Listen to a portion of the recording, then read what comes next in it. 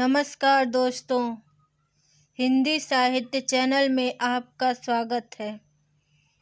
मैं हूँ मनीषा पांडे। चलिए आज हम आप लोगों के साथ महाकवि बिहारी के बारे में बात करते हैं। तो अगर आप लोग चैनल पर नए हैं तो पहले सब्सक्राइब कीजिए, लाइक कीजिए, कमेंट कीजिए, शेयर कीजिए।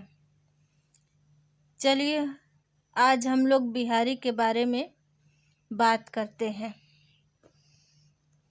बिहारी रीतिकाल के सर्वश्रेष्ठ कवि हैं, जिनका जन्म 1995 ईस्वी में ग्वालियर में हुआ था तथा बिहारी की एकमात्र रचना जिसका नाम बिहारी सतसई है। बिहारी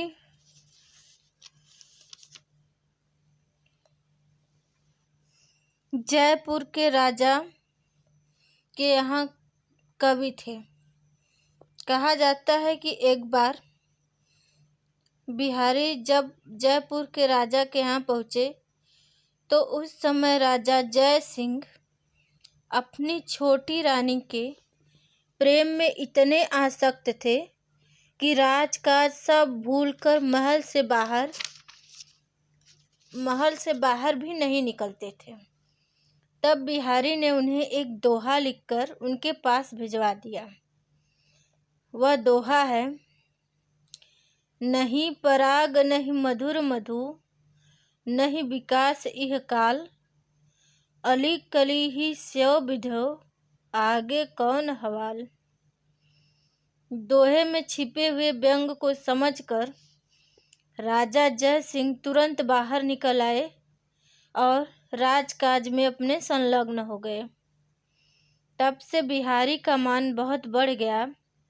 राजा ने उन्हें ऐसे ही सरस दोहे बनाने का निर्देश दिया तथा प्रत्येक दोहे के बदले राजा जय सिंह उन्हें स्वर्ण मुद्राएं प्रदान करते थे।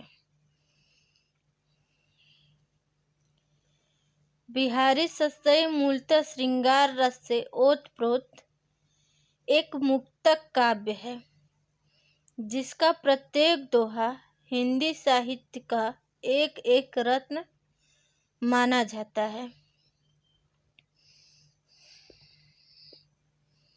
मुक्तक काव्य में जो भी गुण होने चाहिए वो सभी बिहारी सतसई में उपलब्ध होते हैं।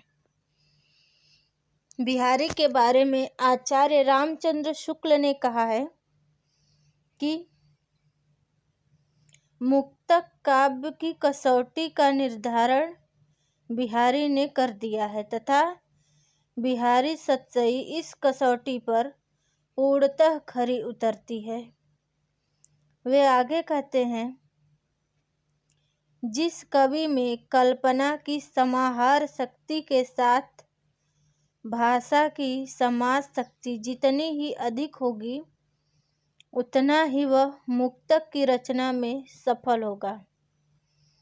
यह क्षमता बिहारी में पूर्ण रूप से विद्यमान थी।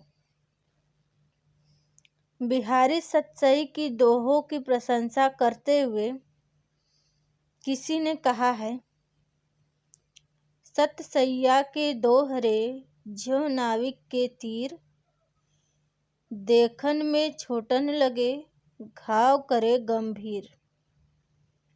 अर्थात जो बिहारी सतसई है उसके दोहे तो देखने में बहुत छोटे छोटे लगते हैं, लेकिन वह घाव बहुत गंभीर करते हैं। मतलब उन छोटे छोटे दोहों से हमें बहुत बड़ी बड़ी सीख मिलती है। दोहे के शब्द या दोहे तो बहुत छोटे हैं, लेकिन उनमें बातें जो है वह बहुत बड़ी बड़ी की गई है। ऐसे ही बिहारी की एक प्रसिद्ध दोहा है, बतरस लालच लाल की, मुरली धरी लुकाय, सौह करे भवन हसै, देन कह नट जाए। अर्थात राधा ने कृष्ण से बात करने के लिए उनकी मुरली को छिपा दिया, और इतना ही नहीं, उन्होंने झूठी कसम भी खा लिया कि नहीं, मैंने तो मुरली नहीं चुराई है। लेकिन वह आंखों से मुस्कुरा रही हैं। उन्हें देखकर कोई भी राह चलता यह बता देगा कि मुरली राधा ने ही छुपाई है, क्योंकि उन्हें तो कृष्ण से बात करनी थी, इसीलिए मुरली को उन्होंने छुपा दिया।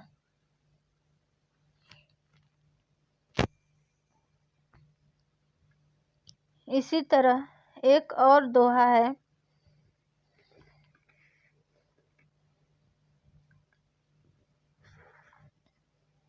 मोर मुकुट कटिकाछनी कर मुरली उर्माल, इह बानक मो मन बसौ सदा बिहारी लाल। हे कृष्ण, आप मोर का मुकुट धारण करके कमर में करधनी और बैजंती माला को धारण करके मुरली बजाते हुए मेरे हृदय में बस जाइए। अर्थात जब आप मोर पंख और बैजंती की माला तथा कमर में करधनी पहने हुए रहते हैं, तब आप मुझे बहुत ही अच्छे लगते हैं और आपकी यह छवि बहुत ही निराली है।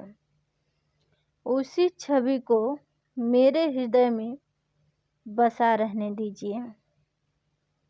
बिहारी लाल ने यह प्रार्थना की है कृष्ण से।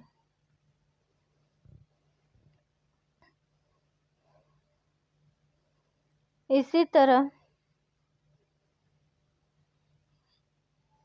बिहारी की एक और प्रसिद्ध रचना है जो कि प्रेम पर आधारित है, तो चलिए उसको भी हम लोग जानते हैं।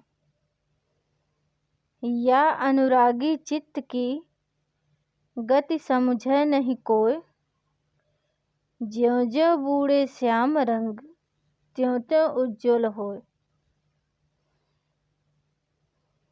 यहाँ पर कवि कह रहे हैं बिहारी लाल जी कि इस मन की गति को कोई समझ नहीं सकता, क्योंकि यह तो प्रेम में बावरा है। जैसे जैसे श्याम का रंग इसमें रंगता जाता है, वैसे वैसे ही यह उजला होता जाता है। अर्थात प्रेम हृदय से होता है, और जैसे जैसे ही प्रेम बढ़ता जाता है, वैसे वैसे ही वह और पवित्र और गहरा होता जाता है। यह बात प्रेम करने वाले लोग ही समझेंगे। बिहारी के संबंध में यह कहा जाता है कि उन्होंने गागर में सागर भर दिया है। कम शब्दों में अधिक भाव व्यक्त कर सकने की क्षमता को गागर में सागर भरना कहा जाता है। तो यह रहा दोस्तों बिहारी के लिए जो एक प्रसिद्ध पंक्ति है कि बिहारी ने गागर में सागर भरा, उसका एक छोटा सा यह उदाहरण है। सतसैया के दोहरे ज्यों नाविक के तीर, देखन में छोटन लगे घाव करे गंभीर। तो आप लोग अगर चैनल पर नए हैं तो प्लीज़ सब्सक्राइब करें, लाइक करें